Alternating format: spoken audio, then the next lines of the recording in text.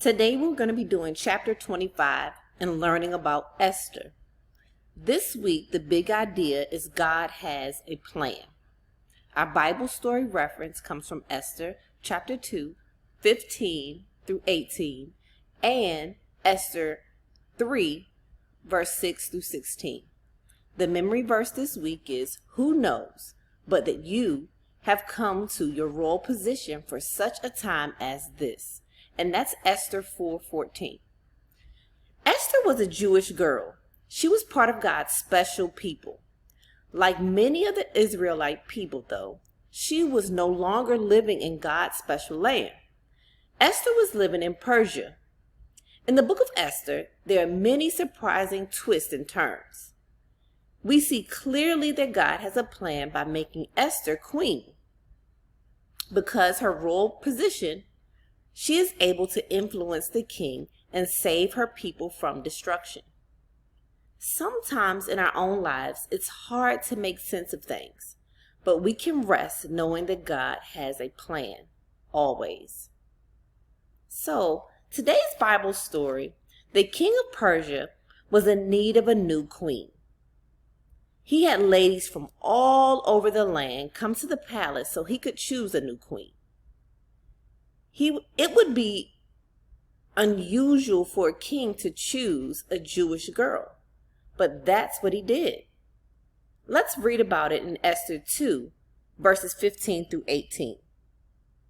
Now, when the turn came for Esther, the daughter of Abihail and uncle of Mordecai, who had taken her in as his daughter, to go to the king, she requested nothing but what Haggai, the king's aunt, the custodian of the women, advised, and Esther obtained favor in the sight of all who saw her.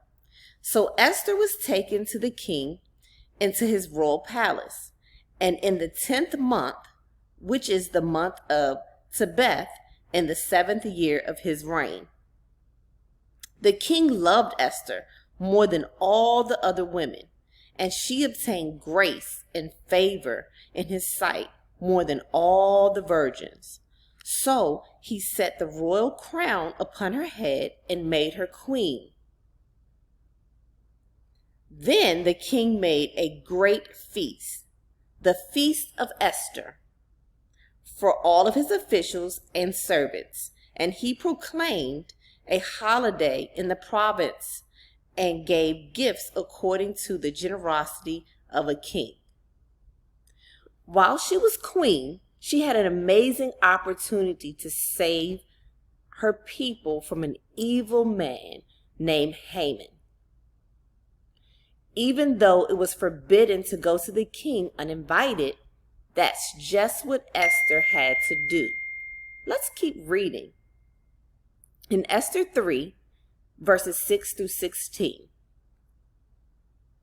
Then the king's servants who were within the king's gate said to Mordecai, "Why do you transgress the king's command?" Now it happened, when they spoke to him daily, and he would not listen to them, that they told it to Haman, to see whether Mordecai's words would stand, for Mordecai told them that he was a Jew. When Haman saw that Mordecai did not bow or pay him homage, Haman was filled with wrath.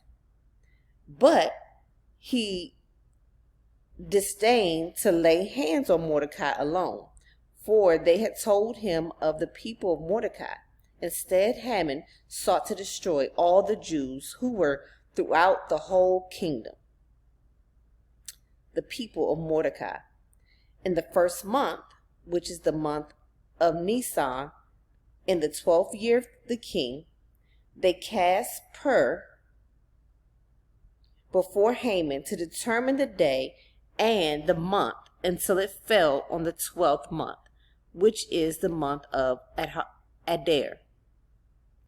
When Haman said to the king, "There is a certain people scattered There is a certain people scattered and dispersed among the people in all province of your kingdom.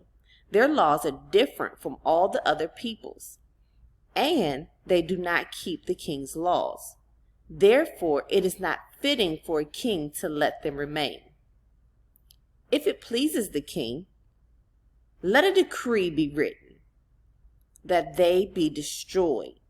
I will pay 10,000 talents of silver into the hands of those who do the work, to bring it into the king's treasures. So the king took the signet ring from his hand and gave it to Haman, the son of Agagite, the enemy of the Jews. And the king said to Haman, the money and the people are given to you, to do with them as seems good to you. When the king's scribe were called on the 13th day of the first month, a decree was written according to all that Haman commanded, to the king's straps, to the governors who were over the province, to the officials of all the people, to every province according to its script, and to every people in their language. In the name of the king, it was written and sealed with the king's signet ring. And the letters were sent to couriers into the king's province to destroy, to kill, and to annihilate all the Jews, both young and old, little children, women,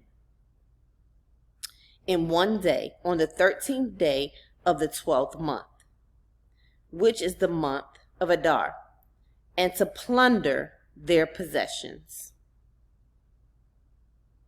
A copy of the document was to be issued as law in every province, being published for all people, that they should be ready for that day.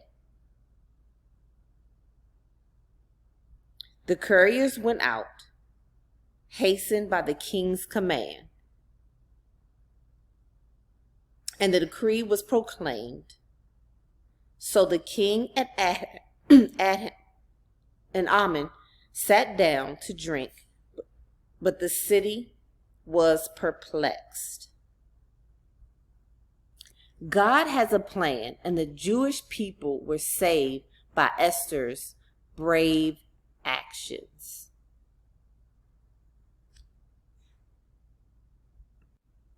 So from this story so far, we've learned that Haman kind of tricked the king into putting out a decree to kill off all the Jews because he didn't like Mordecai. He wanted him to be killed off. So tomorrow we're going to continue reading into Esther to find out what Esther actually did to save her people and to see what God's plan really was.